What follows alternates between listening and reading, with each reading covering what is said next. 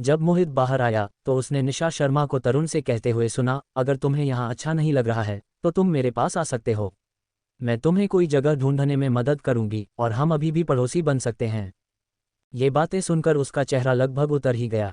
मोहित को आते देखकर निशा शर्मा ने बस उस पर एक नज़र डाली और तरुण से कहना जारी रखा, कोई बात नहीं, अगर कोई बात तुम्हें परेशान करती है तो बस पलटकर जवाब दो। मैं तुम्हारे ठीक पीछे तुम्हारे साथ हूँ। मोहित निःशब्द रह गया। वह बस एक लड़की थी तो उसमें इतना आत्मविश्वास कहाँ से आया? विक्रम ओबरॉय आखिर उसके साथ कैसे निभा रहा था? मोहित में इतनी आत्म जागरूकता समझ थी कि वह जानता था कि वह सख्त है और कभी कभी पसंद किए जाने लायक नहीं है। इस मामले में वह काफ़ी हद तक विक्रम ओबरॉय जैसा ही था। अपनी पृष्ठभूमि, बैकग्राउंड और परवरिश के कारण वे हमेशा ताकतवर बने रहने और पूरी स्थिति को अपने नियंत्रण में रखने के आदी थे। उन्हें किसी का उनकी बात काटना, विरोध करना पसंद नहीं था। जब मोहित और विक्रम ओबरॉय एक साथ होते थे तो वे दोनों समान रूप से जिद्दी होते थे और ईंट का जवाब पत्थर से देते थे।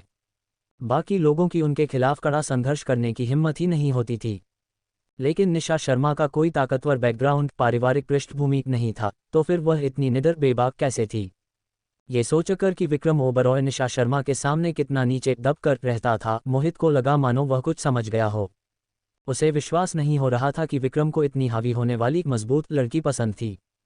इस बारे में सोचते हुए मोहित ने नाक भान से कुड़ी। उसे विक्रम ओबरॉय की पसंद पर शक हो रहा था। अगर उसकी बात होती तो उसे इस तरह की हावी होने वाली लड़की कभी पसंद नहीं आती। क्या लड़कियों को सौम्य और प्यारी, दब्बो, आज्ञाकारी और बात मानने वाली नहीं होना चाहिए? निशा शर्मा जैसी दबंग और सख्त लड़की उनके लिए किसी आपदा, बर्बादी से कम नहीं थी।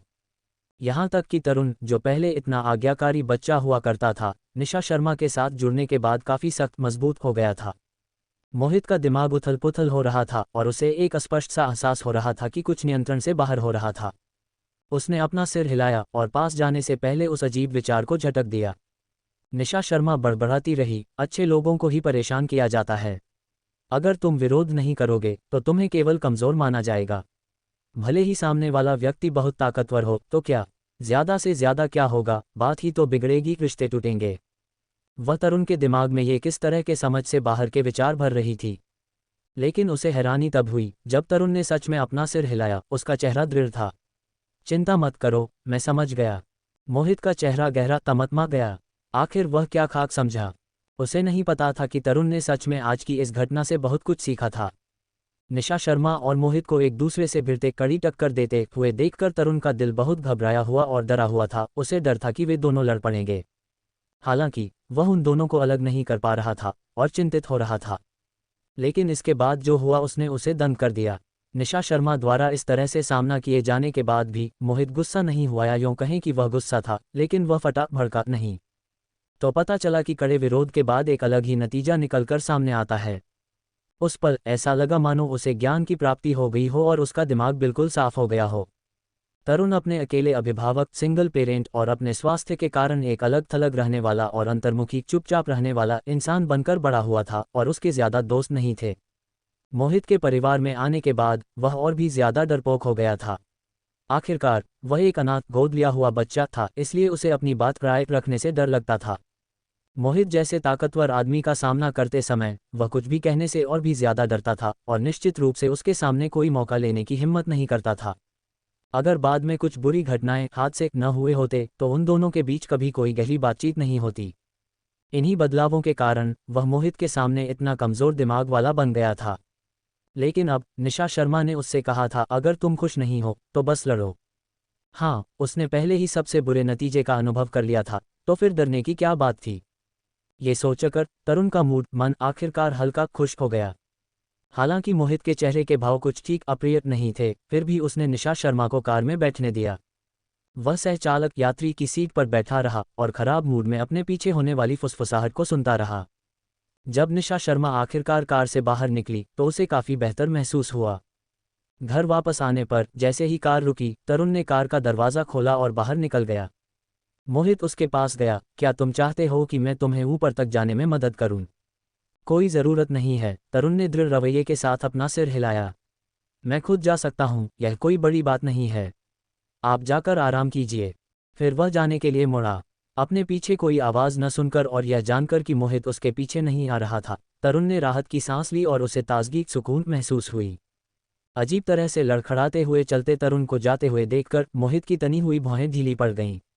उसकी आंखें गहरी हो गईं और वह अपने स्टडी रूम पढ़ाई के कमरे में वापस जाने के लिए मुड़ गया। उसने अपने माता पिता को फ़ोन किया, जो कहीं बाहर गए हुए थे।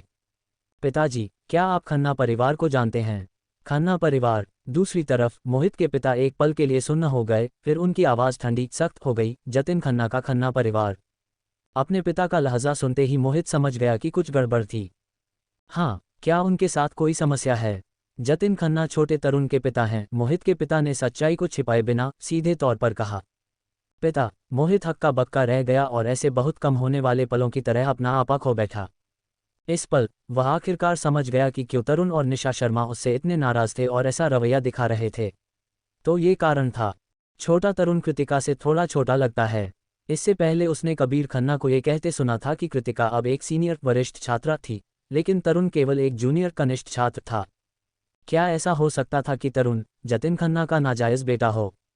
जतिन खन्ना। दूसरी तरफ से आने वाली आवाज़ बदल गई। अब यह मोहित की मां की आवाज़ थी। इस मामले के बारे में बात करते हुए मोहित की मां गाली दिए बिना नहीं रह सकी। ये सब उस कमीने की वजह से हुआ है। अगर वह न होता तो तन्वी इतनी कम उम्र में नहीं मरती। उस समय अगर तन्वी न होती तो वे दोनों पति पत्नी मर गए होते, इसलिए वे तन्वी के बहुत आभारी थे। नफरत करने वाली बात यह थी कि उस कमीने जतिन खन्ना ने तन्वी को इस तरह से चोट पहुंचाई थी। मोहित की मां इस बात से भी दुखी थी कि तन्वी उनके पास पहले क्यों नहीं है और छिपती रही। अगर उसके पास बहुत कम समय नहीं बचा होता तो वह उनके पास बिल्कुल नहीं आती। ये सोचकर मोहित की मां के दिल में गुस्सा एक बार फिर भड़क उठा और वह उस घटिया जतिन खन्ना को जान से मारना चाहती थी। मां, मुझे बताए क्या हुआ था? अपनी मां की बात खत्म होने का इंतजार करने के बाद आखिरकार मोहित ने एक गहरी गंभीर आवाज में पूछा। मुझे बताने दो। मोहित के पिता ने फ़ोन लिया और धीरे धीरे उसे तरुण से जुड़ी घटनाओं के बारे में बताया। पूरी कहानी सुनने के बाद मोहित का चेहरा उदास हो गया और उसके भावों को पढ़ना मुश्किल था। आप लोगों ने मुझे खन्ना परिवार के अतीत के बारे में पहले क्यों नहीं बताया? तन्वी ने बस हमें छोटे तरुण की देखभाल करने में मदद करने के लिए कहा था और हमें किसी भी अन्य मामले में दखल नहीं देने दिया। इसके अलावा खन्ना परिवार पहले बस एक छोटा सा परिवार था और उनका हमारे साथ ज़्यादा लेन देन नहीं था, मोहित के पिता ने समझाया। लेकिन अब ऐसा लगता है कि शादी के बाद उनके परिवार ने अच्छी तरक्की कर ली है ना? वरना मोहित खन्ना परिवार का जिक्र नहीं करता। मैं समझ गया। फ़ोन काटने के बाद मोहित का चेहरा कुछ ज़्यादा ठीक नहीं लग रहा था। इसके पीछे की पूरी कहानी जानने के बाद वह शर्मिंदा और आत्मसजग खुद को लेकर असहज था। वह कुछ नहीं जानता था, फिर भी उसने तरुण के साथ इतनी सख्ती बरती थी जिससे उसे एक नया सदमा पहुंचा। इसमें कोई हैरानी की बात नहीं थी कि तरुण का उसके प्रति ऐसा रवैया था।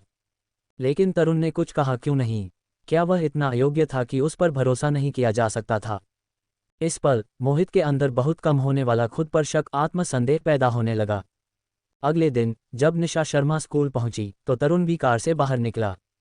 तरुण, क्या कल रात सब ठीक था? क्या तुम्हारा घुटना अब ठीक है? निशा शर्मा ने चिंता से पूछा।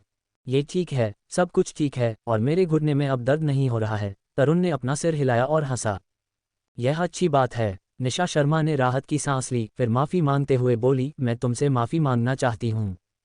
माफ़ी? तरुण एक पल के लिए सुन्न हो गया। क्यों? असल में मुझे तुम्हारी जिंदगी मामलों में दखल नहीं देना चाहिए था। निशा शर्मा थोड़ी शर्मिंदा थी।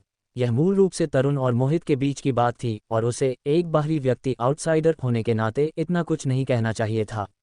उसने अपनी हद पार कर दी थी। इसके बजाय तरुण गंभीर आभार कृतज्ञता के साथ मुस्कुराया। नहीं, मुझे तुम्हें धन्यवाद देना चाहिए। अगर तुम न होती तो शायद मैं अभी भी पहले की तरह ही बेकार डरपोक होता। अगर निशा शर्मा ने वह सब न कहा होता तो शायद उसे पता ही नहीं चलता कि मोहित का सामना करते समय वह अभी भी पहले की तरह ही कमज़ोर दिमाग वाला और घबराया हुआ था। भले ही वह दूसरों का सामना करते समय बहुत सख्त मजबूत था, लेकिन मोहित का सामना करते समय वह अभी भी बहुत डरपोक ही था। उसे हमेशा डर रहता था कि वही पुरानी त्रासदी बुरी घटना फिर से होगी, लेकिन वह भूल गया था कि ये बातें बीत चुकी थीं। सब कुछ फिर से शुरू हो रहा था और अब उसके पास ज़्यादा विकल्प रास्ते थे। भले ही चीज़ें फिर से उसी पुराने चौराहे मोड़ पर वापस आ जाएं, वह दूसरे बदलाव कर सकता था। अगर निशा शर्मा ने उसे नहीं जगाया, होश में नहीं लाया होता तो वह शायद खुद को पीछे रोकने के लिए संघर्ष करता रहता। निशा शर्मा सही कह रही थी। ज़्यादा से ज़्यादा क्या होगा, बात ही तो बिगड़ेगी, रिश्ते टूटेंगे। यह अच्छी बात है कि तुम मुझे दोष नहीं दे रहे हो। निशा शर्मा हंसी। मुझे डर था कि तुम सोचोगे कि मैं बीच में दखल दे रही हूँ, टांग अड़ा रही हूँ। बेशक नहीं, तुम मेरी मदद कर रही हो। तरुण ने अपना सिर हिलाया और हंसा। बहुत बढ़िया। वे दोनों बात करते हुए अपनी कक्षा क्लासरूम की ओर चल दिए। जब वे अपनी सीट पर पहुंचे तो दोनों हक्के बक्के सुन्न रह गए। तरुण की मेज पर ब्रेड रोटी के 2 पैकेट और दूध की 2 बोतलें रखी थीं। ब्रेड पर लगे मूल्य टैग प्राइस टैग से पता चल रहा था कि इसकी कीमत 20 युआन रुपये से ज़्यादा थी और दूध भी एक मशहूर ब्रांड का था। यह क्या है? निशा शर्मा ने ब्रेड उठाया और उसे देखा। ये किसका है? क्या किसी ने गलती से इसे यहाँ रख दिया है? हालांकि तरुण के चेहरे के भाव ने उसे चौंका दिया। खाने को देखते ही तरुण का चेहरा जो पहले खिला हुआ था वह उदास गंभीर हो गया। उसकी आंखों के पीछे कई विचार उमड़ रहे थे। क्या तुम्हें पता है कि इसे यहाँ किसने रखा है? निशा शर्मा ने पूछा। तरुण ने एक ठंडी मुस्कान दी। अगर मेरा अंदाज़ा सही है तो इसे कृतिका ने यहाँ रखा है। निशा शर्मा हैरान थी। उसने इसे रखा है? तुम्हारा क्या मतलब है? क्या वह तुम्हें जहर देने की योजना बना रही है? ये बेशक एक मजाक था। कृतिका इतने साधारण और घटिया तरीकों का इस्तेमाल नहीं करेगी। तरुण ने अपने मुंह का कोना टेढ़ा किया, मुस्कुराया। तुम्हें कुछ दिनों में पता चल जाएगा। निशा शर्मा ने कुछ देर तक उसे शक की निगाह से देखा, लेकिन वह केवल अपने कंधे उचका कर ही रह गई और उसने इस सवाल को आगे न बढ़ाने का फैसला किया। चलो खाते हैं। ये हमारे दरवाजे सीट तक पहुंचाया गया है तो हम भी इसका मजा ले सकते हैं। तरुण ने एक निशा शर्मा को दिया। ये दोनों ब्रेड महंगी दुकानों के हैं, लेकिन ये सच में बहुत स्वादिष्ट होते हैं। कृतिका सच में बहुत शिष्ट अच्छी है। उसने ऐसे 2 भेजे हैं, लेकिन उसे इन्हें एक के बजाय 2 अलग अलग दुकानों से क्यों खरीदना पड़ा? निशा शर्मा ने पैकेट खोलते हुए पूछा। तरुण हंसा। क्योंकि ये 2 लोगों की तरफ से हैं। निशा शर्मा ने अपनी भौहें चढ़ाईं। ऐसा लगता है कि यहाँ कोई कहानी है। जब समय आएगा तो हमें पता चल जाएगा। तरुण बिना कुछ कहे रहस्यमयी तरीके से मुस्कुरा दिया। दोपहर में निशा शर्मा ने एक बार फिर खेल मैच में तबाही मचा दी। पूरे कोर्ट मैदान को कुचल कर रख दिया और निशा दीदी का नाम एक बार फिर पूरे स्कूल में गूंज उठा। खेल के बाद निशा शर्मा को विक्रम ओबरॉय का फोन आया। तुमने खेल खत्म कर लिया है ना? हर्षवर्धन ने हमें आने के लिए कहा है। चीजें तैयार हैं। विक्रम ओबरॉय ने कार रोकी और निशा शर्मा के बगल में खड़े तरुण को देखकर एक अजीब सी मुस्कान देते हुए कहा, तरुण, हम तुम्हारे रास्ते पर नहीं जा रहे हैं, इसलिए हम तुम्हें लिफ्ट नहीं दे सकते। उन आंखों से नजरें मिलने पर जिनमें जानलेवा इरादे हत्या की मंशा दिख रहे थे, तरुण खुद को एक कदम पीछे हटने से नहीं रोक पाया। नहीं, कोई ज़रूरत नहीं है। मैं खुद वापस चला जाऊंगा। उसे ऐसा लग रहा था कि अगर उसने उस कार में बैठने की हिम्मत की तो उसका अंजाम बहुत बुरा त्रासद होगा। निशा शर्मा ने उन दोनों के बीच की इस चिंगारी तनाव पर ध्यान नहीं दिया और तरुण से कहा, क्या तुम अकेले वापस जा पाओगे? बेशक कोई परेशानी नहीं है। तरुण मुस्कुराया। मैं कोई बच्चा नहीं हूँ। तुम लोग जाओ। ठीक है, फिर हम पहले चलते हैं। निशा शर्मा आगे वाली यात्री सीट पर बैठ गई, अपनी सीट बेल्ट बांधी और उसकी ओर हाथ हिलाते हुए बोली, अगले हफ्ते मिलते हैं। अलविदा। तरुण अभी अपना हाथ उठा ही रहा था कि कार तेजी से वहां से निकल गई। उसने दूर जाती हुई कार को देखा और चुपचाप अपना हाथ नीचे कर लिया। कार में निशा शर्मा भी निःशब्द रह गई। क्या इतनी भी क्या जल्दी थी? उसने पूछा। विक्रम ओबरॉय के चेहरे पर गंभीर भाव थे जब उसने जवाब दिया, हर्षवर्धन हमें जल्दी बुला रहा है, मैं कुछ नहीं कर सकता। ठीक है, तो हम जल्दी पहुंचते हैं।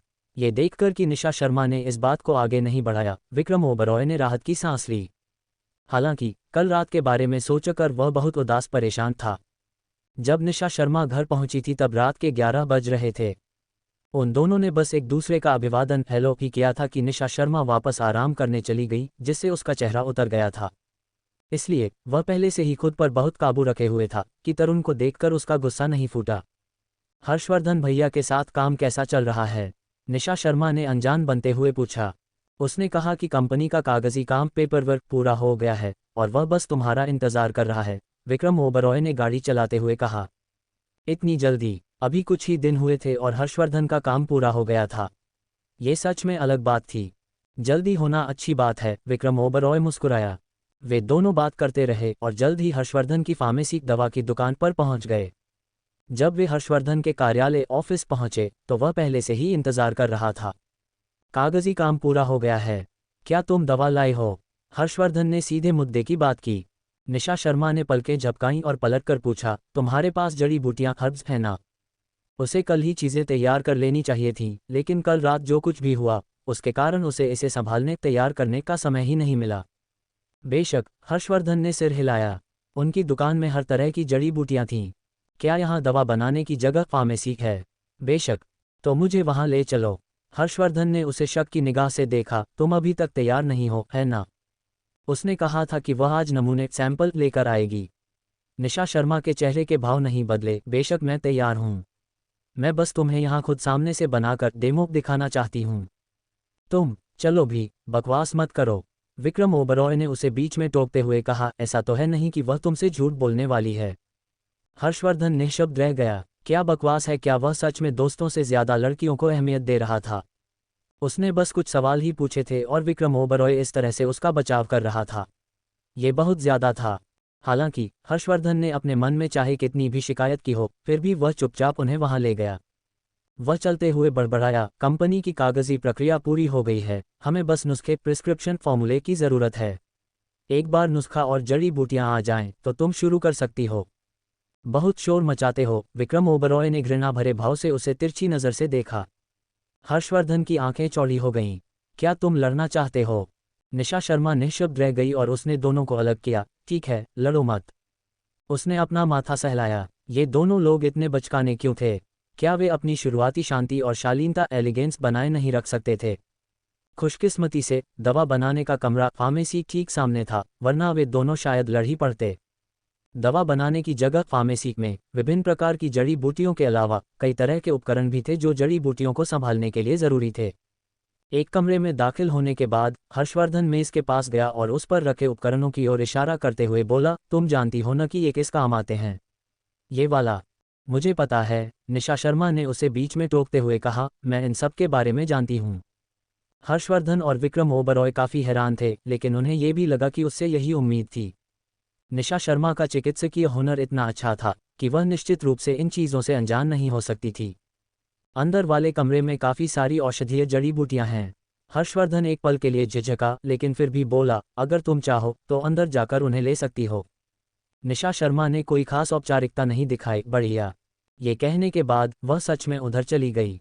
वह अभी तक अंदर गई भी नहीं थी और हर्षवर्धन को पहले से ही कंजूसी महसूस होने लगी थी।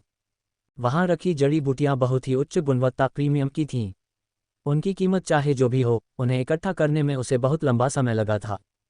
कोई और इस कमरे में बिल्कुल नहीं आ सकता था। अंदर रखी जड़ी बूटियों को छूने की तो बात ही छोड़ दें। उसे बस यही उम्मीद थी कि निशा शर्मा सच में कुछ काम की बात जानती हो और इन जड़ी बूटियों को बर्बाद न करे। उसे इस तरह दर्द परेशानी में देखकर विक्रम ओबरॉय ने उस पर एक नज़र डाली और हंसते हुए कहा, क्या तुम्हें इतना कंजूस होने की ज़रूरत है? मैं तुम्हें पैसे वापस दे दूंगा। हर्षवर्धन ने उसे घूर कर देखा। अगर तुम नहीं समझते तो चुप रहो, वे सब खजाने हैं, तुम उन्हें पैसों से खरीद भी नहीं सकते। हालांकि ये जड़ी बूटियां पुराने घर पुश्तैनी घर की जड़ी बूटियों जितनी अच्छी नहीं थीं, लेकिन ये सबसे अच्छी गुणवत्ता वाली थी जो उसे मिल सकती थी। हाँ, विक्रम ओबरॉय अमीर था, लेकिन पैसे से हमेशा वह सब नहीं खरीदा जा सकता जो आप चाहते हैं। हर्षवर्धन अभी भी उसे एक ऐसे अमीर आदमी टाइकून के रूप में नीचा दिखाना चाहता था जो केवल पैसे खर्च करना जानता था, लेकिन तभी उसने निशा शर्मा को एक प्लेट थाली के साथ बाहर आते देखा जिसमें कई औषधीय जड़ी बूटियां थीं। जब उसने जड़ी बूटियों को देखा तो हर्षवर्धन सुन्न रह गया। यह क्या ये है? ये जड़ी बूटियां अच्छी गुणवत्ता की थीं, लेकिन महंगी या दुर्लभ मुश्किल से मिलने वाली नहीं थीं, और उनमें छोटे गुलदाउदी, बेबी क्राइसेंथेमम और गोजी बेरी जैसी आम सामग्रियां भी शामिल थीं। हाँ, निशा शर्मा ने सिर हिलाया। जो चेहरे पर इस्तेमाल किया जाता है उसका सुरक्षित होना ज़रूरी है। जो चीज़ें आप खाते हैं उनका इस्तेमाल आमतौर पर आपके चेहरे पर किया जा सकता है, लेकिन जो चीज़ें आप अपने चेहरे पर इस्तेमाल करते हैं उन्हें खाया नहीं जा सकता। हमें बस इन्हीं का इस्तेमाल करना है। बस इंतज़ार करो, निशा शर्मा ने एक रहस्यमयी मुस्कान के साथ कहा और फिर मेज़ के पीछे चली गई। यह ठीक है, जब वह अपना काम खत्म कर लेगी तो तुम्हें पता चल जाएगा। विक्रम ओबरॉय ने उसे कॉलर से पकड़ा और पीछे खींच लिया। खांस खांस हर्षवर्धन इस झटके के कारण लगभग दम घुटने की स्थिति में आ गया था। उसने एक ही झटके में विक्रम ओबरॉय के हाथ को दूर झटक दिया। जब वह मुड़ा तो उसने देखा कि निशा शर्मा ने अपना काम शुरू कर दिया था। वह जितना देखता उतना ही हैरान होता जाता। निशा शर्मा के तरीके वे बहुत अजीब थे। हर्षवर्धन ने देखा कि निशा शर्मा जड़ी बूटियों को बहुत ही अनजान तरीकों से संभाल रही थी। उसने स्टोव आग जलाया, तापमान को सेट किया, एक एक करके जड़ी बूटियों को मिलाया और उन्हें धीरे धीरे हिलाया। जब वह आखिरकार रुकी तो हवा में एक हल्की और देर तक रहने वाली खुशबू भर गई। तैयार उत्पाद चीज एक ठोस गुलाबी रंग का पदार्थ निकला। हे भगवान, यह किस तरह का जादू था? हर्षवर्धन और विक्रम ओबरॉय दोनों हक्के बक्के रह गए। यह एक फेस क्रीम चेहरे पर लगाने वाली क्रीम है, निशा शर्मा ने समझाया। ये झुर्रियों से छुटकारा पाने में बहुत ही ज़्यादा असरदार है और त्वचा स्किन के लिए नुकसानदेह नहीं है। कमरे में कई रासायनिक उपकरण केमिस्ट्री के उपकरण भी थे, इसलिए हर्षवर्धन तुरंत उस उत्पाद का परीक्षण टेस्ट कर सकता था। परीक्षण के नतीजे जल्दी आ गए और यह सच में जहरीला टॉक्सिक नहीं था और कुछ आंकड़े तो विशेष रूप से बहुत अच्छे थे। तुम्हें इसे किसी पर आजमा कर देखना चाहिए, निशा शर्मा ने कहा। हर्षवर्धन ने अंदर आने के लिए किसी को ढूंढने में जरा भी संकोच नहीं किया। मलहम लगाने के कुछ ही पलों बाद हर्षवर्धन की सांसें अटक गईं, वह हैरान रह गया। हर्षवर्धन को जो मॉडल मिली थी वह 40 के आसपास की एक महिला कर्मचारी थी और चूंकि वह एक फार्मेसी दवा की दुकान में काम करती थी, इसलिए वह अपने स्वास्थ्य को लेकर बहुत चिंतित जागरूक रहती थी। उसका शारीरिक आकार फिगर अच्छा था, लेकिन उसके चेहरे पर उम्र बढ़ने के स्पष्ट साफ लक्षण थे। हालांकि इस मलहम को लगाने के बाद उसमें हुए बदलावों को नंगी आंखों से साफ साफ देखा जा सकता था। उसकी असली झुर्रियां काफ़ी कम हो गई थीं और उसकी त्वचा की रंगत स्किन टोन सच में निखर गई थी, जिससे वह कई साल छोटी लग रही थी। चूंकि वह तुलना अंतर देखना चाहता था, इसलिए हर्षवर्धन ने उसे केवल अपने आधे चेहरे पर मलहम लगाने के लिए कहा था। इस वजह से प्रभाव असर बिल्कुल अचूक स्पष्ट था। आईना शीशा उठाने पर वह महिला कर्मचारी भी हैरान रह गई। ये तो बहुत ही अद्भुत है। वह भी अपने चेहरे पर हुए बदलाव को महसूस कर सकती थी और उसका आधा चेहरा जिस पर मलहम लगाया गया था वह बहुत हल्का महसूस हो रहा था। यह क्या है? उसने हैरान भाव से अपने चेहरे को छुआ। वह जानती थी कि हर्षवर्धन उसे कुछ भी खतरनाक करने नहीं देगा, लेकिन उसे यह उम्मीद नहीं थी कि यह इतनी अच्छी चीज़ होगी। ये झुर्रियां हटाने वाली क्रीम है, निशा शर्मा ने समझाया। ये कैसा लग रहा है? अद्भुत महिला कर्मचारी ने जोर देते हुए सिर हिलाया और खुशी से बोली, इसका असर सच में बहुत शानदार है। उसने कई महंगे प्रीमियम स्किन केयर उत्पाद खरीदे थे, लेकिन उसने कभी इस तरह के असर का अनुभव नहीं किया था। कुछ उत्पाद बुरे नहीं थे, लेकिन इसके मुकाबले में वे बहुत पीछे थे। अगर तुम्हें इसे खरीदना हो तो तुम इसके लिए कितने पैसे देने को तैयार होगी? निशा शर्मा फिर हंसी। अगर मुझे ऐसा असर मिल सकता है तो मैं इसके लिए 4 या 5,000 युआन रुपये तक दे दूंगी, महिला कर्मचारी ने तुरंत कहा। उसकी प्रतिक्रिया से हर्षवर्धन हक्का बक्का रह गया। उनकी दुकान के कर्मचारियों की आय इनकम कम नहीं थी, लेकिन फेस क्रीम की एक डिब्बी खरीदने के लिए आधे महीने का वेतन सैलरी खर्च करना बहुत बड़ी बात थी। वह साफ देख सकता था कि निशा शर्मा ने किन जड़ी बूटियों का इस्तेमाल किया था। उन जड़ी बूटियों की कुल कीमत ज़्यादा से ज़्यादा 100 युआन रुपये होगी। इतनी कम लागत वाली चीज़ इतने ऊंचे दाम पर बेची जा सकती थी। महिलाओं के पैसे कमाना बहुत आसान था, है ना? ठीक है, मैं समझ गई। निशा शर्मा मुस्कुराए और उसने एक बार फिर उसे मलहम थमा दिया। इसे अपने चेहरे के दूसरी तरफ भी लगा लो। महिला कर्मचारी ने सिर हिलाया। उसने घबराते हुए लेकिन उत्साह के साथ अपने चेहरे के दूसरे हिस्से पर मलहम लगाया, फिर कुछ देर तक आईने शीशे में खुद को देखने के बाद अनिच्छा से न चाहते हुए भी वहां से चली गई। उसके बाहर जाने के बाद ही निशा शर्मा ने हर्षवर्धन की ओर देखा। तुम्हें क्या लगता है, यह असर कितने दिनों तक रहेगा? हर्षवर्धन अभी अभी महसूस हुए सदमे से बाहर आ गया था और उसका दिमाग सीधा पैसे कमाने की ओर जा रहा था। यह इसके नुस्खे फॉर्मूले पर निर्भर करता है, निशा शर्मा ने कहा। मेरे पास कई नुस्खे हैं, अलग अलग अनुपात मात्रा का असर भी अलग अलग होता है। हर्षवर्धन एक बार फिर निशा शर्मा की बात से दंग रह गया। कौन जानता था कि यहाँ जानने के लिए इतना कुछ था? मैं नुस्खा लिख दूंगी, तुम बस उसी का पालन करना। निशा शर्मा ने लापरवाही आराम से उसके बगल में रखी नोटबुक उठाए और नुस्खा लिख दिया। हर्षवर्धन ने नुस्खा लिया। उसका दिमाग कुछ देर के लिए चकरा गया, फिर उसने झिझकते हुए पूछा, क्या तुमने दवा तौलने वाले तराजू मेडिसिन स्केल का इस्तेमाल नहीं किया? दवा तौलने वाला तराजू बाहर था और कमरे में कोई तराजू नहीं था, तो आखिर निशा शर्मा को जड़ी बूटियों के वजन मात्रा का पता कैसे चला? अलग अलग वजन का असर भी अलग होता था और थोड़े से भी अंतर का मतलब बहुत बड़ी गलती हो सकता था, लेकिन निशा शर्मा ने दवा तौलने वाले तराजू का इस्तेमाल नहीं किया था। उसके सवाल का सामना करते हुए निशा शर्मा मुस्कुराई, मैंने बस उन्हें अपने हाथों से ही तौल लिया था। हर्षवर्धन की आंखें चौड़ी हो गईं और उसका मुंह खुला का खुला रह गया, हैरानी से जबड़ा लटक गया। अपने हाथों से? ऐसा हो ही नहीं सकता। इस तरह का हुनर हासिल करने में कितना समय लगता है? यहाँ तक कि बूढ़े डॉक्टरों में भी यह हुनर होना जरूरी नहीं था। इस सदमे हैरानी के बाद हर्षवर्धन को निशा शर्मा पर और भी ज्यादा भरोसा हो गया था, लेकिन वह बहुत ज्यादा उत्सुक भी हो गया था। आखिर वह कौन थी? हर्षवर्धन के साथ आगे क्या करना है, इस पर चर्चा करने के बाद निशा शर्मा ने उसे नुस्खा प्रिस्क्रिप्शन सौंप दिया और फिर अपने द्वारा बनाई गई फेस क्रीम का डिब्बा वापस ले आए। वापस लौटने पर वह सबसे पहले हेमा आंटी के घर गई। मैं भी हेमा आंटी से मिलने चलूंगा। विक्रम ओबरॉय को कोई बहाना ढूंढने की जरूरत ही नहीं थी। आखिरकार हेमा आंटी उसकी अपनी रिश्तेदार थीं। हेमा आंटी के दरवाज़ा खोलते ही किंग चू, उनका पालतू कुत्ता, उत्साह से भौंकने लगा। भौभान, उसे सच में निशा शर्मा की बहुत याद आ रही थी, क्योंकि वह कई दिनों से उससे मिलने नहीं आई थी। किंग चू को देखकर निशा शर्मा का चेहरा उतरे बिना नहीं रह सका। उसने सावधानी से अपने बगल में खड़े विक्रम ओबरॉय की ओर देखा और उसे सामान्य देखकर राहत की सांस ली।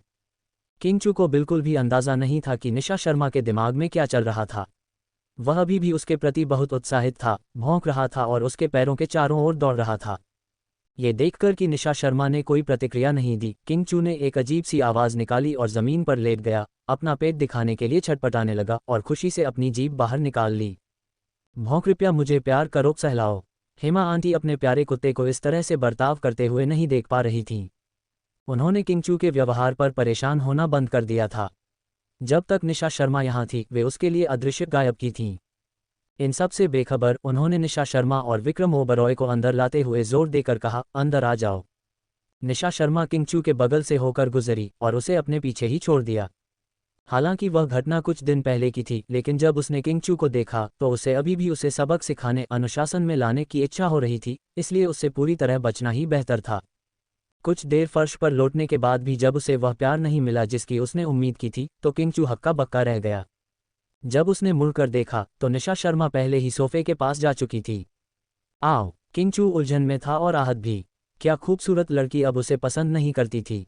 उसकी इस निराशा के बीच कुत्तों के खाने का बर्तन प्लेट गिरकर उसके सामने आ गया, जिसके साथ ही विक्रम ओबरॉय का सवाल भी आया, हेमा आंटी, क्या ये भूखा है। हेमा आंटी हंसी और डांटते हुए बोली, उस पर ध्यान मत दो, वह बस मुंह फुला रहा है, रूठ रहा है। चुपचाप। विक्रम ओबरॉय ने प्लेट को किंग चू के सामने खिसका दिया। और खाओ। किंग चू ने कुछ देर विक्रम ओबरॉय को देखा, फिर पलटा और फर्श से उठ खड़ा हुआ। अपने सामने रखे खाने को नज़रअंदाज करते हुए वह दौड़कर निशा शर्मा के पास चला गया। अगर खूबसूरत लड़की उसे नहीं सहलाएगी तो वह उसे सहलाएगा। हालांकि निशा शर्मा अभी भी उस पर गुस्सा थी। किंग चू की दयनीय शक्ल देखकर उसने अपनी आंखें सिकुड़ी और उस एक सीट वाले सोफे की ओर इशारा किया जिसे चबाकर पूरी तरह से बर्बाद कर दिया गया था, और पूछा, क्या तुमने ये किया है।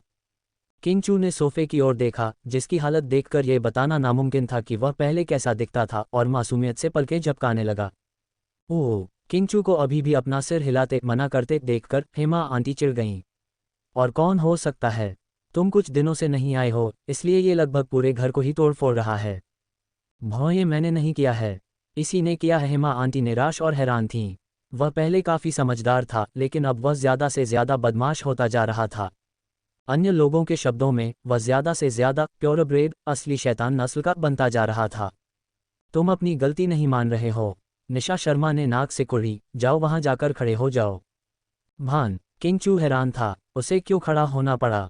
अगर तुमने कुछ गलत किया है और उसे मान नहीं रहे हो तो तुम्हें सज़ा मिलनी चाहिए, विक्रम ओबरॉय ने उनके पीछे से मजा लेते हुए खुश होते हुए कहा। बिल्कुल सही, वह किंग चू को खाने के लिए कुछ स्वादिष्ट देना चाहता था, लेकिन किसे पता था कि वह इतना एहसान फरामोश होगा। हालांकि किंग चू हैरान और दुखी था, लेकिन उसका सामना मतलबी और तुच्छ इंसानों से था। वह केवल एक ही काम कर सकता था, वह था जाकर सज़ा भुगतना। 10 मिनट तक दीवार के पास खड़े रहने के बाद वह ज़मीन पर लेट गया और बहुत ही दुखी लग रहा था। किंग चू को सज़ा देने के बाद निशा शर्मा ने क्रीम बाहर निकाली। ये वह फेस क्रीम है जो मैंने अभी बनाई है। वैसे वाधवा परिवार, वान परिवार के यहाँ क्या चल रहा है। इस विषय पर बोलने से हेमा आंटी खुद को रोक नहीं पाईं। जब भी वाधवा परिवार का जिक्र होता तो हेमा आंटी बिल्कुल भी शांत अच्छी नहीं रह पाती थीं। पिछले कुछ दिनों से जियानरोंग में काफ़ी चहल पहल है। जब से उन्हें पता चला था कि होनग्यान 1 महीने के लिए बंद होने वाला है, तब से जियानरोंग 7वें आसमान पर था। जहां तक वे देख सकते थे, होनग्यान ने तुरंत अपनी हार मान ली थी।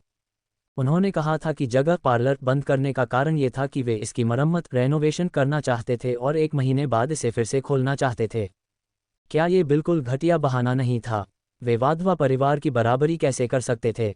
वे खुश थे कि होनग्यान को एहसास हो गया था कि उनके जीतने का कोई रास्ता नहीं था, इसलिए किसी भयानक हार से बचने के लिए उन्होंने पहले ही हार मानना बेहतर समझा। भले ही होनग्यान ने प्रतियोगिता से कदम पीछे खींच लिए थे, लेकिन उनके द्वारा रखे गए कई अनुभवी ब्यूटिशियनों को यूं ही बेकार नहीं जाने दिया जा सकता था। होनग्यान के बंद होने के बाद ग्राहक जियानरों की ओर उमड़ने लगेंगे। पर्याप्त ब्यूटिशियन न होने पर वे पैसे कमाने के कई मौके गंवा बैठेंगे, है ना। वे बिना रुके मेरे लोगों को बुलावा ऑफर भेज रहे हैं, हेमा आंटी ने कहा। उनमें से कुछ ने प्रस्ताव मान भी लिया है। अब तक कितने लोग जा चुके हैं? निशा शर्मा ने स्थिति को लेकर बिना किसी चिंता के पूछा। शायद कुछ ही। हेमा आंटी सच में परेशान नहीं थी, क्योंकि जो लोग गए थे वे वो नहीं थे जिन्हें वे सच में कीमती मानती थी, और न ही उनका हुनर स्किल्स कुछ खास था। जो रुक गए हैं वे मेरे हुक्म के एक सबसे अच्छे कर्मचारी हैं। हेमा आंटी बेशक कोई बेवकूफ़ नहीं थी। वह हाथ पर हाथ धरे कैसे बैठ सकती थीं और बिना कुछ किए अपने कर्मचारियों को जाते हुए कैसे देख सकती थीं। अपने कई भरोसेमंद कर्मचारियों के अलावा उन्होंने कुछ काफ़ी कुशल ब्यूटिशियनों के साथ भी इस बात पर चर्चा की थी कि क्या हो रहा था। ऐसा कोई रास्ता नहीं था कि वह उन लोगों को यूं ही जाने दे जो सच में उनके लिए मायने रखते थे। जहां तक उन लोगों की बात थी जिनका ज़्यादा महत्व नहीं था, उनका जाना या रुकना उनकी वफादारी पर निर्भर करता था। उन्होंने अपने कर्मचारियों को इस महीने का वेतन सैलरी बांट दिया था और उन्हें छुट्टी पेड ब्रेक पर भेज दिया था। उन्होंने अपनी तरफ से काफ़ी कुछ कर दिया था। जहां तक इस बात का सवाल था कि वे इस मौके को पकड़ कर रखेंगे या नहीं, यह कोई ऐसी चीज़ नहीं थी जिसे वह नियंत्रित कंट्रोल कर सकें। ग्राहकों के बारे में क्या ख्याल है? ग्राहक हेमा आंटी को अभी भी इस बारे में बात करते हुए थोड़ा बुरा आहत महसूस होता था। हालांकि वह जानती थी कि नए उत्पाद प्रोडक्ट्स के बाजार में आते ही ग्राहक लौट आएंगे, लेकिन जब वह ग्राहकों के जाने से होने वाले नुकसान के बारे में सोचती थी तो उन्हें अभी भी बुरा लगता था। उनमें से कई ज़ियानरों की तरफ खींचे चले गए हैं। हेमा आंटी ने त्योरियां चढ़ाईं, वे अपनी सदस्यता मेंबरशिप रद्द करने के बारे में भी सोच रहे हैं। अगर उन्हें यह न पता होता कि हेमा आंटी पर कभी कोई कर्ज नहीं रहा था और उन्हें ओबरॉय परिवार का समर्थन हासिल था, तो उन्हें लगा होता कि यह कोई धोखाधड़ी फ्रॉड हो सकती है। हालांकि हेमा आंटी की साख प्रतिष्ठा और इस तथ्य को देखते हुए कि उनके पास अभी भी उस जगह का मालिकाना हक था, वे इसके बारे में बहुत चिंतित नहीं थे। खैर, उन्होंने हेमा आंटी को 1 महीने का समय दिया था। अगर 1 महीने बाद स्थिति ठीक नहीं हुई तो वे पैसे वापसी रिफंड की मांग करेंगे। जहां तक उन लोगों की बात थी जिन्हें हेमा आंटी पर भरोसा नहीं था और जो अपनी मेंबरशिप रद्द करने की जिद कर रहे थे, हेमा आंटी ने उन्हें पहले ही पैसे वापस कर दिए थे। ग्राहकों और ब्यूटिशियनों के जाने से वाधवा परिवार बहुत खुश था और वे हर दिन ज़ियानरों की महानता की डींगें हाँक रहे थे, यहाँ तक कि ये दावा भी कर रहे थे कि होंग्यान बहुत जल्द दिवालिया बर्बाद हो जाएगा। अगर हेमा आंटी खुद को ये याद न दिलाती रहती कि वे निकट भविष्य में वाधवा परिवार को कितनी बुरी तरह शर्मिंदा करने वाली हैं, तो वे खुद को रोक नहीं पाती। हाँ, कुछ ही दिनों में जैसे ही हर्षवर्धन भैया उत्पादों प्रोडक्ट्स का काम पूरा कर लेंगे, हम प्रशिक्षण ट्रेनिंग शुरू कर सकते हैं, निशा शर्मा ने कहा। नए उत्पादों को नई तकनीकों के साथ जोड़ा जाना था। निशा शर्मा के पास कुछ अनोखी तकनीकें थीं जो उत्पादों के फायदों को अधिकतम सबसे ज़्यादा कर सकती थीं। ठीक है, मैं समझ गई, हेमा आंटी ने सिर हिलाया और एक बार फिर आगे उठाए जाने वाले कदमों पर विचार करने लगीं। फिर उन्होंने विक्रम ओबरॉय की ओर देखा। ओह, वैसे कुछ दिन पहले तुम्हारी माँ का फ़ोन आया था। उन्होंने मुझसे पूछा था कि क्या तुमने अपने लिए कोई प्रेमिका गर्लफ्रेंड ढूंढ ली है। ये सुनकर विक्रम ओबरॉय के चेहरे के भाव नाटकीय रूप से बदल गए और वह थोड़ा हकलाया। क्या आप किस बारे में बात कर रही हैं? हेमा आंटी निःशब्द रह गईं। यह मैंने नहीं कहा, यह तुम्हारी माँ मेरी बड़ी बहन ने कहा था। देखो तुम्हारी उम्र कितनी हो गई है, अगर तुम नहीं चाहते कि तुम्हारे पिता इसमें दखल दें तो तुम्हें अपने लिए एक गर्लफ्रेंड ढूंढना शुरू कर देना चाहिए। विक्रम ओबरॉय का चेहरा तमतमा गहरा हो गया। ये बकवास बंद कीजिए, आपके कहने का क्या मतलब है कि मैं बूढ़ा हो गया हूँ? मैं अभी भी जवान हूँ, ठीक है, और साथ ही मेरे रिश्तों का फैसला करने वाला मैं अकेला इंसान हूँ। बोलते समय उसने सावधानी से निशा शर्मा के चेहरे के भावों को देखा। हालांकि वह निशा शर्मा के चेहरे से ज़्यादा कुछ नहीं समझ सका। इस बात ने उसे एक ही समय में खुश और निराश दोनों किया। वह खुश था कि निशा शर्मा गुस्सा नहीं हुई, लेकिन ठीक इसी कारण ने उसे निराश भी किया। हाँ, हेमा आंटी को कैसे पता चलता कि वह क्या सोच रहा था? इसलिए उन्होंने ताना मारते हुए कहा, जब तक तुम इस बात को ध्यान में रखते हो। जहाँ तक तुम्हारे खुद फैसला करने वाली बात का सवाल है, यह इस बात पर निर्भर करता है कि तुम्हारे माता पिता सहमत होते हैं या नहीं। ओबरॉय परिवार की स्थिति को देखते हुए वे पक्के तौर पर विक्रम ओबरॉय के जीवनसाथी को किसी साधारण परिवार से होने की अनुमति नहीं देंगे। भावनाएं महत्वपूर्ण थीं, लेकिन बराबरी अनुकूलता भी उतनी ही जरूरी थी, वरना उसके जीवनसाथी को अंत में बहुत दुख सहना पड़ेगा। इन शब्दों को सुनकर विक्रम ओबरॉय का चेहरा और भी गहरा हो गया और साथ ही उसका दिल भी बैठ गया। हेमा आंटी इस बारे में सही थीं। अगर उसे उस इंसान की रक्षा करनी थी जिससे वह प्यार करता था, तो उसे खुद को और ज्यादा ताकतवर बनाना होगा। आपको इस बारे में चिंता करने की ज़रूरत नहीं है, मुझे पता है कि मैं क्या कर रहा हूँ, विक्रम ओबरॉय ने उदास सख्त चेहरे के साथ कहा। उसका अंदाज काफ़ी डरावना था। इसके बावजूद न केवल उसने अपने बगल में बैठे 2 लोगों को डराया नहीं, बल्कि उसकी प्रतिक्रिया ने उनकी उत्सुकता को और बढ़ा दिया। हेमा दीदी, चिंता मत कीजिए, विक्रम भैया बहुत अच्छे इंसान हैं, मुझे यकीन है कि बहुत सी लड़कियां उन्हें पसंद करती होंगी। निशा शर्मा ने अपना हाथ हिलाया और पूरी बेपरवाही से कहा। उसे अभी भी याद था कि विक्रम ओबरॉय उसके पिछले जीवन में एक जाना माना मशहूर आदमी था। उसके अलग थलग और नीरस स्वभाव के बावजूद लड़कियां उसे बहुत पसंद करती थीं। इसके अलावा समय सीमा घटनाक्रम के अनुसार ये वह समय था जब उसके परिवार ने उसके लिए एक मंगेतर ढूंढना शुरू कर दिया था, इसलिए उन्हें इस बारे में बिल्कुल भी चिंता करने की ज़रूरत नहीं थी।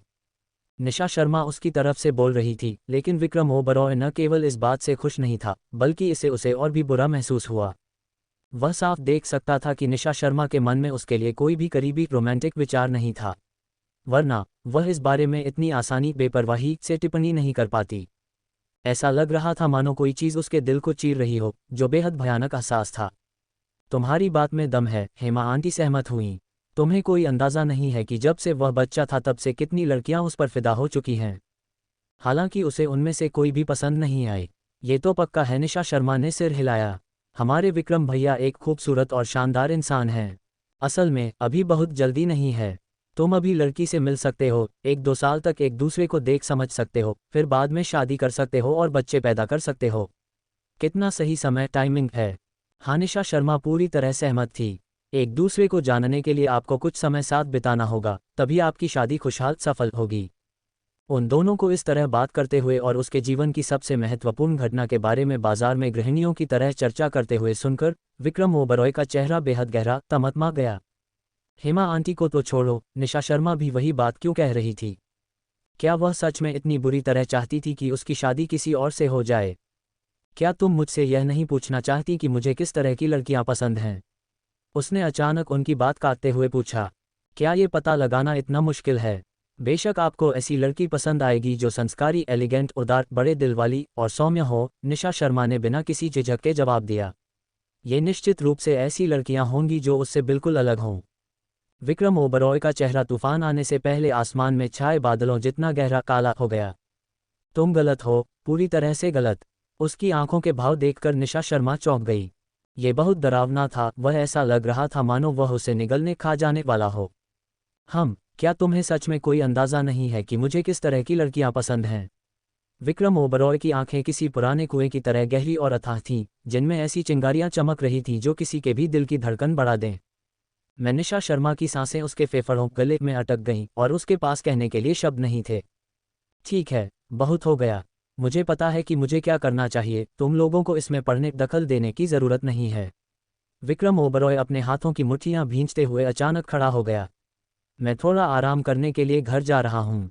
उसे गुस्से में पैर पटकते हुए बाहर जाते देख निशा शर्मा और हेमा आंटी हैरानी से एक दूसरे को घूरने के अलावा कुछ नहीं कर पाईं। क्या वह गुस्सा है? निशा शर्मा थोड़ी डरी हुई आशंकित थी। क्या हमारी बातों ने उसे नाराज़ कर दिया? हेमा आंटी ने सावधानी से अभी की स्थिति और साथ ही विक्रम ओबरॉय की प्रतिक्रिया को याद किया और उनके दिमाग में एक विचार कौंध गया। हेमा आंटी को घूरते हुए देखकर निशा शर्मा थोड़ी घबरा गई। आप मुझे इस तरह क्यों देख रही हैं? मैंने क्या कह दिया? तुम्हें सच में नहीं पता? हेमा आंटी ने सावधानी से पूछा। क्या मुझे पता होना चाहिए? निशा शर्मा भी उलझन में थी। हेमा आंटी ने त्योरियां चढ़ाईं और कुछ देर तक उसे घूरती रहीं, फिर आखिरकार अपना सिर हिलाया। कुछ नहीं, ये बस उसका सड़ा हुआ मिजाज गुस्सा है। उस पर ध्यान मत दो। ठीक है, वापस इस पर आते हैं। हेमा आंटी ने निशा शर्मा द्वारा लाई गई फेस क्रीम उठाई। क्या इसका बड़े पैमाने पर उत्पादन, मास प्रोडक्शन शुरू हो गया है? लगभग। निशा शर्मा को समझ नहीं आया कि हेमा आंटी का अभी क्या मतलब था, लेकिन उसने आगे और छानबीन नहीं की, सवाल नहीं पूछे। उसे हमेशा लगता था कि अगर वह और गहराई से देखती, सोचती तो कुछ बहुत बुरा होगा। उन दोनों ने कुछ देर बात की। किंग चूकी भी आखिरकार सजा खत्म हो गई थी। वह दयनीय हालत में जमीन पर लेटा हुआ था, बेबसी से उन्हें देख रहा था और बीच बीच में रिरियाते रोते हुए मानो कुछ कहने की कोशिश कर रहा था। दो इंसान और कुत्ता, उनके बीच काफी तालमेल, शांति थी। थोड़े और समय के बाद उन दोनों की बातचीत खत्म हो गई और निशा शर्मा अपनी जगह घर वापस चली गई। निशा शर्मा को जाते हुए देखकर हेमा आंटी के चेहरे पर थोड़ी उलझन थी। सब कुछ सुझाने समझने के बाद उनके दिमाग में पनप रहा पूर्वाभास अंदाज़ा और भी ज़्यादा साफ हो गया। इसी विचार के साथ उन्होंने फ़ोन उठाया और विक्रम ओबरॉय का नंबर मिलाया, डायल किया। हालांकि दूसरी तरफ से उसने फ़ोन काट दिया। हेमा आंटी हंसे बिना नहीं रह सकीं। क्या ये बच्चा दूसरों के सामने भी इतना बचकाना बर्ताव करता होगा। वह गुस्सा हो गईं और लगातार फ़ोन करती रहीं। कई बार फ़ोन काटने के बाद आखिरकार दूसरी तरफ वाला खुद को रोक नहीं पाया और फ़ोन उठा लिया। उसकी आवाज़ में चिड़चिड़ाहट गुस्सा था जब उसने पूछा, आप क्या चाहती हैं। मैं निशा के लिए एक बॉयफ्रेंड प्रेमी ढूंढना चाहती हूँ, वह बोली। आपकी हिम्मत कैसे हुई। दूसरी तरफ से विक्रम ओबरॉय की आवाज़ आई, जो सदमे और गुस्से का मिश्रण थी। हेमा आंटी का दिल बैठ गया, उनका शक अब यकीन में बदल गया था। नीचे आओ, अगर तुम नहीं आए तो मैं कल उसे 7 बॉयफ्रेंड से मिलवाऊंगी, हर दिन के लिए एक। फिर उन्होंने फ़ोन काट दिया। विक्रम ओबरॉय ने अविश्वास से फ़ोन को देखा, वह हैरान और डरा हुआ था। हेमा आंटी का इससे क्या मतलब था। हालांकि 2 मिनट में ही वह हेमा आंटी के घर पहुंच गया, उसका चेहरा अभी भी उतरा हुआ गुस्से में था। हाँ, तुम मुझे नखरे दिखा रहे हो। हेमा आंटी ने इशारा किया और दबंग गई कड़क आवाज़ से कहा, बैठ जाओ। विक्रम ओबरॉय की पीठ ठंडी पड़ गई और वह सीधा बैठ गया। भान किंगचू ने उन्हें खाली नज़र से हैरानी से देखा, उसे समझ नहीं आ रहा था कि क्या हो रहा था। कमरे में जाओ, हेमा आंटी ने अपने हाथ से इशारा किया। किंगचू रोने जैसी आवाज़ निकालते हुए और अपनी पूंछ पैरों के बीच दबाकर अपने कमरे में वापस चला गया। वह एक समझदार कुत्ता था, जाहिर तौर पर वह जानता था कि उसे कब शैतानी करनी है और कब आज्ञाकारी बनना है, वरना उसकी मालकिन बहुत गुस्सा हो जाएंगी। जब किंगचू चला गया तो हेमा आंटी ने एक कुर्सी खींची और उस पर उल्टी तरफ से बैठ गईं। बताओ, तुम्हारे साथ क्या चल रहा है, आपका क्या मतलब है। विक्रम ओबरॉय की नज़रें डगमगाई झुकीं। हाँ, हेमा आंटी हंसी व्यंग्य से, क्या तुम्हारी याददाश्त कमज़ोर है, जो भूल गए कि मैंने अभी क्या कहा था। विक्रम ओबरॉय का चेहरा उतर गया। निशा शर्मा को 7 बॉयफ्रेंड से मिलवाने का उनका क्या मतलब था। लेकिन हेमा आंटी को जानते हुए वे सच में ऐसा पागलपन कर सकती थीं। हालांकि निशा शर्मा शायद ही इसे स्वीकार करती, लेकिन ये बहुत ही निराशाजनक, दिल तोड़ने वाला था। क्या आप खुद नहीं समझ गईं। विक्रम ओबरॉय ने उन्हें एक खाली सपाट नज़र दी, वरना वह उसे ऐसी बातों से क्यों धमकाती। पुष्टि कन्फर्मेशन मिलने पर हेमा आंटी ने तुरंत एक ठंडी सांस ली।